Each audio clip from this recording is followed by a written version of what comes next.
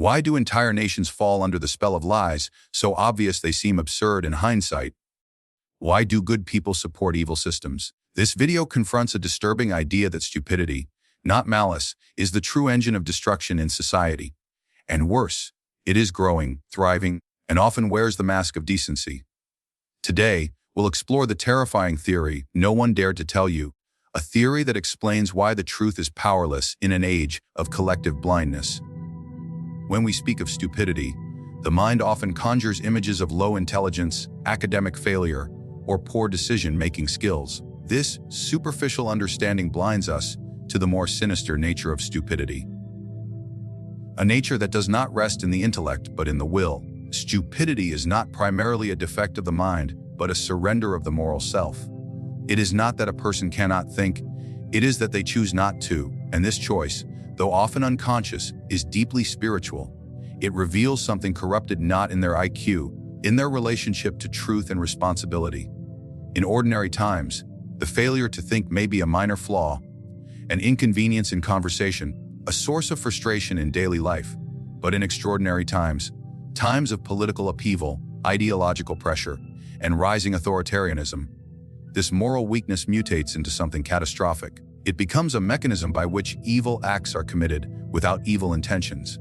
It allows entire societies to participate in destruction, persecution, and deceit while believing themselves to be noble, even virtuous. The terrifying aspect of this kind of stupidity is its disguise. It does not present itself with malice. It often looks harmless. The stupid person may be your neighbor, your friend, your teacher, your coworker. They are not aggressive or rebellious. They are agreeable, cooperative, normal. But behind this mask lies a vacuum of responsibility. Their opinions are not their own. Their words are repetitions of what they have heard. Their moral compass has been outsourced to the collective will of their environment. This form of stupidity is most dangerous precisely because it feels safe. The stupid person is not burdened with doubt. They feel confident, assured, and righteous. But this righteousness is not the fruit of reflection. It is the product of conformity.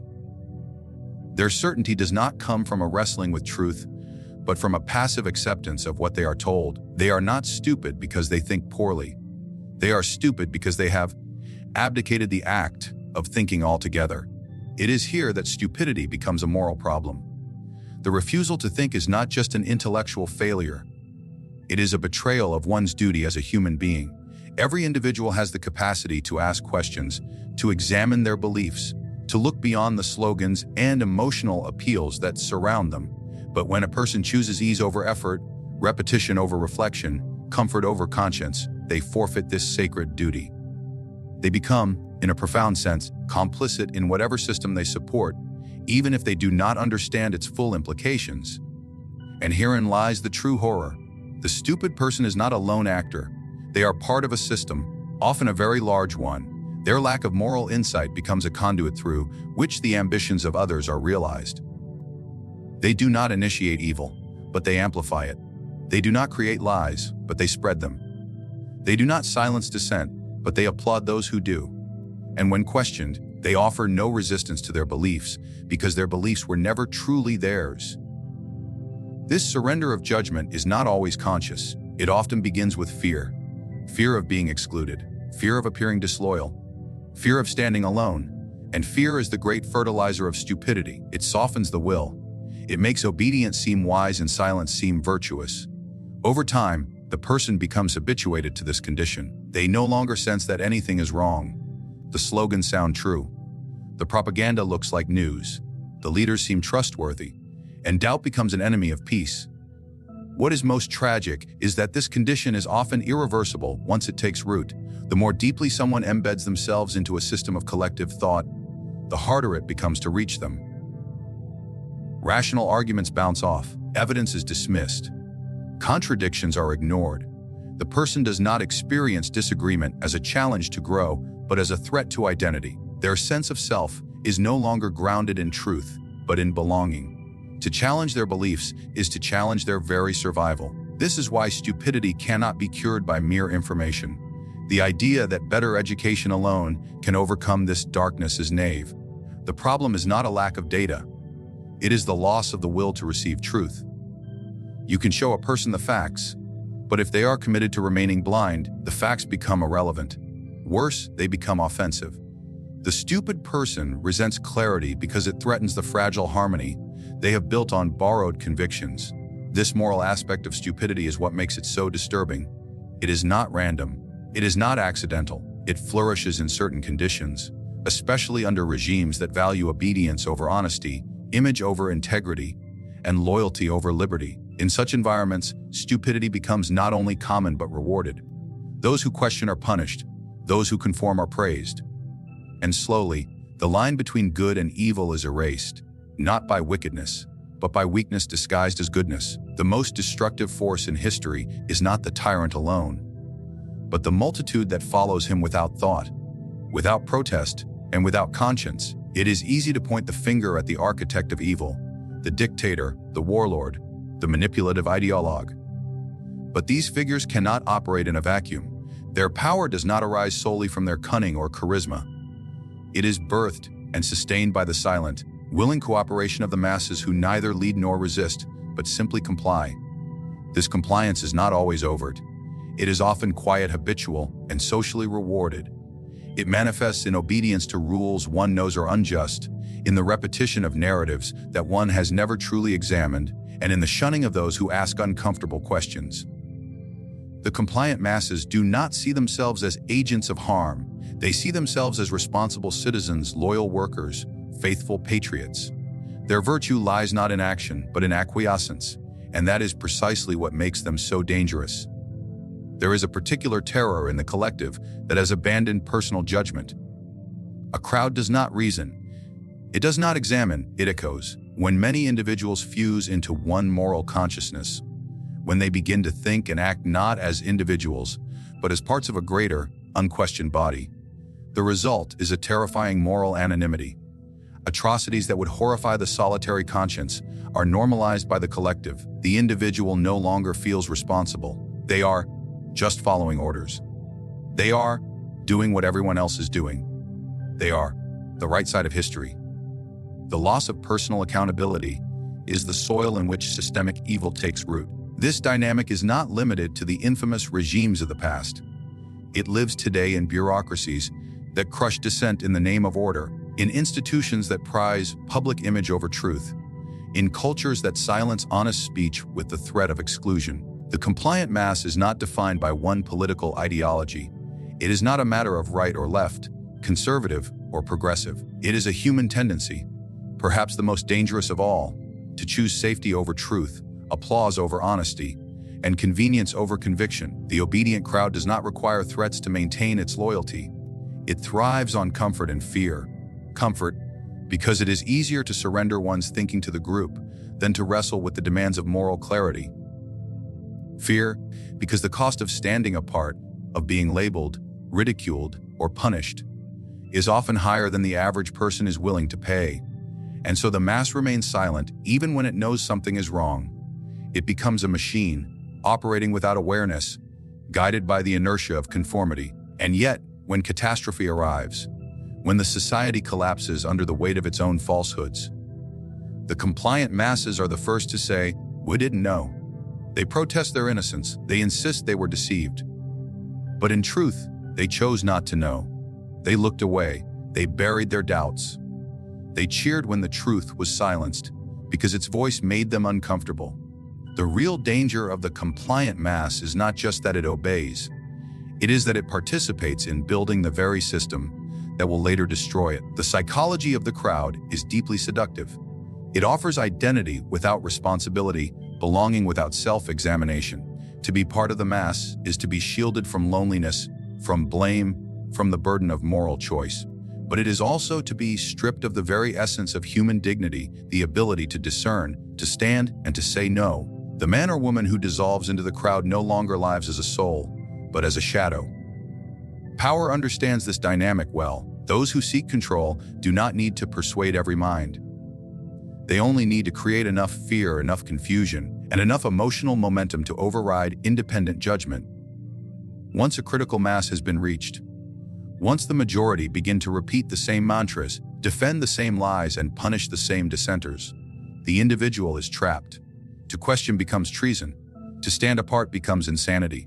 And the masses, believing themselves free, become the guardians of their own chains. What is perhaps most horrifying is how ordinary this process is. There are no flashing warnings, no apocalyptic signals. The descent into compliance happens slowly, invisibly, like water eroding stone. People wake up one day to find themselves complicit in something they never would have agreed to in isolation. But by then, the machine is running, and to resist it feels impossible. They see the injustices, but they have mouths that will not speak. They feel the falseness, but their hearts no longer protest. The great evil in the world has never required a majority of wicked people. It only requires a majority of compliant ones, not because they wish harm, but because they prefer not to see it, because they want to be left alone, because they are tired, because they think that silence will save them. But silence is never neutral. In the presence of injustice, silence is a vote for the status quo, and the status quo, when unchecked, has always bent toward destruction. There exists a peculiar and deeply unsettling phenomenon in human communication, the futility of reasoning with someone who has surrendered their ability, or more accurately, their willingness, to think. In times of political, cultural, or spiritual crisis, one may encounter individuals who are not evil, not aggressive, not even particularly opinionated in the traditional sense, who nonetheless form an impenetrable barrier to truth. They nod along with falsehoods, resist correction with passive hostility, and meet facts with silence or slogans. What makes such individuals so dangerous is not simply that they are wrong, but that they are unreachable. You cannot argue with them, not because they lack intelligence, but because they have made themselves immune to thought itself. The terrifying nature of this condition is that it is not a matter of intellectual limitation. The person may be well, read, formally educated, and verbally articulate, but despite these outward signs of knowledge, there remains a profound inner vacancy. They do not process information in the traditional sense. They do not weigh alternatives, consider evidence, or revise their beliefs based on reason. Instead, their thoughts are governed by repetition, emotion, and allegiance to a collective narrative. Rational discourse, the foundation of civil society, becomes not just ineffective, but irrelevant. Attempts to reason with such individuals often follow a predictable and maddening pattern. You present a fact, clearly and gently. They dismiss it without thought. You clarify, providing sources, context, and logic. They change the subject or accuse you of bad intentions. You appeal to common values, hoping to find shared ground. They retreat further into abstraction or derision. At some point, you begin to realize that the person is not responding to your words at all. They are responding to a threat. Not a physical one, but a psychological one. The threat of having to think for themselves. This form of stupidity is, at its core, a defense mechanism. It protects the individual from discomfort, from doubt, from the burden of moral responsibility. To truly think, to examine the truth, weigh it against one's beliefs, and admit the possibility of error, is to enter a state of vulnerability. It is to stand alone, even for a moment, against the tide of collective opinion. Most people, consciously or not, avoid this state at all costs. They build mental barricades, slogans, dogmas, emotional appeals that insulate them from challenge. Once these defenses are in place, reason cannot break through. It does not even register. And so, the stupid person becomes a mouthpiece for systems they do not understand. They parrot phrases without knowing their origin. They champion causes whose consequences they have never considered. They demonize dissent, not because they have debated its merits and found it wanting, because they have been taught that dissent is dangerous. In this condition, argument becomes an act of futility, like trying to converse with an echo. There is sound, but no dialogue, presence, but no awareness. What makes this more perilous is that such stupidity is not individualistic, but social. It spreads through groups, through institutions, through media. It becomes embedded in language and reinforced by ritual. In such environments, the refusal to think is not punished but praised. Conformity is mistaken for wisdom and silence for civility. The person who dares to challenge the prevailing assumptions is branded divisive, toxic, or unwell. And the person who passively echoes them is called reasonable, compassionate, informed. The result is a culture in which truth no longer matters. Not because it has been disproven, but because it has been drowned out. The stupid person does not refute the truth. They do not even engage with it. They simply ignore it as if it were irrelevant noise. When presented with undeniable facts, they shrug. When exposed to glaring contradictions, they smile. Their loyalty is not to reality, but to the tribe. And as long as their tribe reaffirms their beliefs, they feel secure. Even if those beliefs are false, harmful, or absurd. One of the most painful consequences of this condition is relational breakdown. Families fracture. Friendships deteriorate. Communities dissolve. Not because of violent disagreement, but because of the impossibility of honest communication. The thinking person, trying desperately to reason, finds themselves speaking into a void. The other party, protected by a fog of borrowed opinions and defensive certainty, cannot hear. The space between them becomes not merely ideological, but spiritual. It is the space between awareness and slumber. What makes this so tragic is that, unlike ignorance, stupidity in this sense cannot be remedied with knowledge alone. The issue is not that the person lacks information. It is that they have decided, consciously or unconsciously, not to use it. Their mind functions. It is not free. It is tethered to a greater force, the collective mood, the dominant narrative, the fear of standing alone. And until that bond is broken, until the individual is willing to face the discomfort of thinking, no amount of logic will change their mind. In such an environment, the role of truth tellers becomes agonizing. They know the facts. They see the patterns. They warn, they explain, they plead. But their words are met with blank stares or hostile smiles. The truth is not defeated by better arguments. It is suffocated by indifference. It is not lost in battle, but abandoned in silence. The ones who see must then choose retreat into the crowd or continue speaking into the void, knowing they may never be heard. In a world where stupidity has become not simply an absence of intellect, but a retreat from responsibility, the solution does not lie in argument, force, or mass education alone. The antidote is far more radical and internal. It is the courageous act of reclaiming one's inner freedom. Freedom to perceive, to judge, to act according to truth, even when the entire world insists on lies. This liberation begins not with society, but with the individual who is willing to walk alone, to bear the weight of clarity in a fog of deception, and to live by conscience rather than consensus. This kind of freedom cannot be granted by law or culture. It is not given, it is chosen. And that choice is profoundly difficult because it begins by confronting fear. Fear is what binds people to stupidity. It seduces them into comfort, into belonging, warm embrace of collective agreement, fear of rejection, fear of uncertainty, fear of being wrong. The first step toward liberation, then, is not intellectual. It is moral. It is the decision to stop hiding from reality, even when it is painful, isolating, or dangerous. This is why freedom cannot be taught like a lesson. It must be awakened. The person must come to the edge of their false security and feel its emptiness. They must encounter a moment, a crisis, a contradiction, a disillusionment that cracks the surface of their borrowed beliefs. This moment is sacred because it is terrifying. It is the first breath of real thought, the first glimpse that they have been living not as themselves, but as a shadow cast by others. If they retreat, the opportunity may vanish. But if they step forward, they enter into the first act of genuine responsibility. This responsibility is not merely to society, but to truth itself. It is the responsibility to see what is, even when it offends, to speak what is true, even when it costs, to live with integrity, even when the world rewards deceit. This is not a call to arrogance or rebellion for its own sake. It is a call to moral clarity, to the quiet, steady strength of a person who refuses to surrender their mind to the machinery of conformity. Such a person does not need to be loud or influential. Their presence alone becomes a protest against the tide of collective blindness. But this path is not without pain. The liberated individual must learn to live without applause.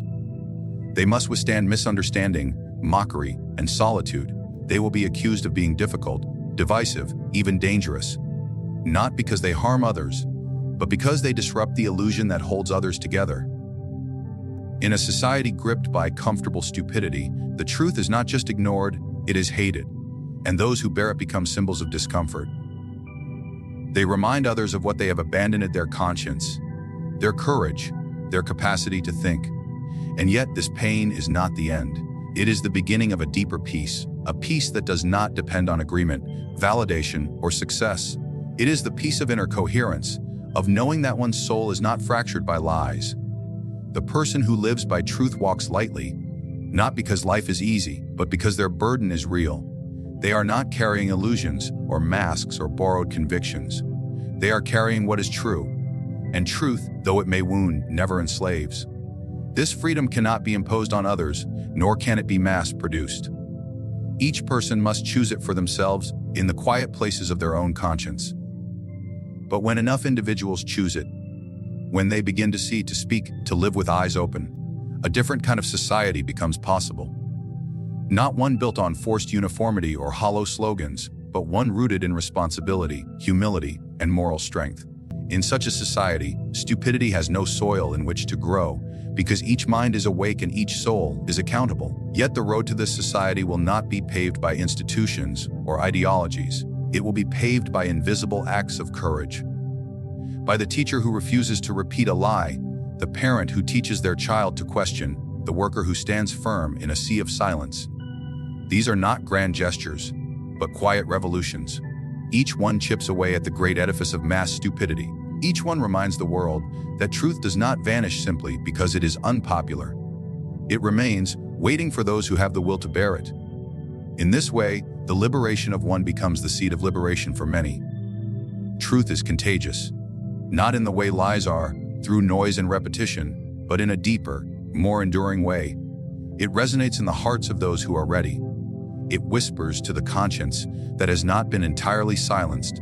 It stirs the soul that remembers what it means to be human. And when enough souls awaken, when enough people reclaim their will, their mind, their moral clarity, the age of stupidity begins to break. But this awakening is not automatic. It requires resolve. It demands sacrifice. It asks a person to carry something heavier than conformity, the weight of truth. And yet, for all its weight, it is the only burden that leads to freedom, for in bearing it, a person does not become greater in the eyes of the world. They become whole in the eyes of themselves. And in that wholeness lies the only real immunity against the tide of stupidity that seeks to consume everything that thinks, everything that feels, everything that dares to be free. What we face today is not merely a crisis of information, but a crisis of integrity. The terrifying theory of stupidity reveals something far darker than ignorance.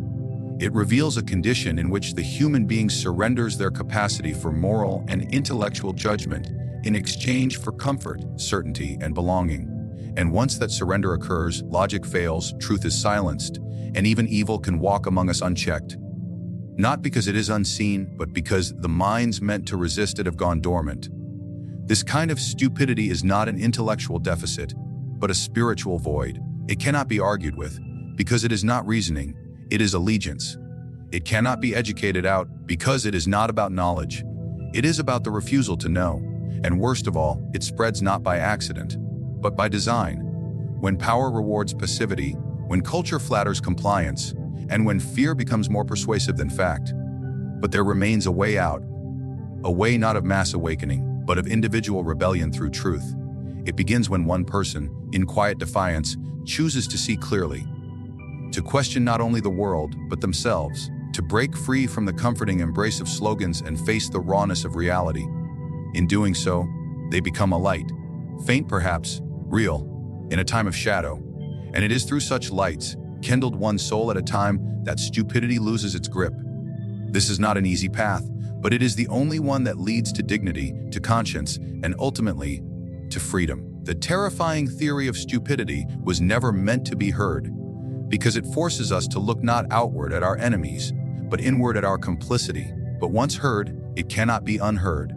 And once understood, it demands a choice: retreat into the silence of the crowd, or rise into the solitude of truth.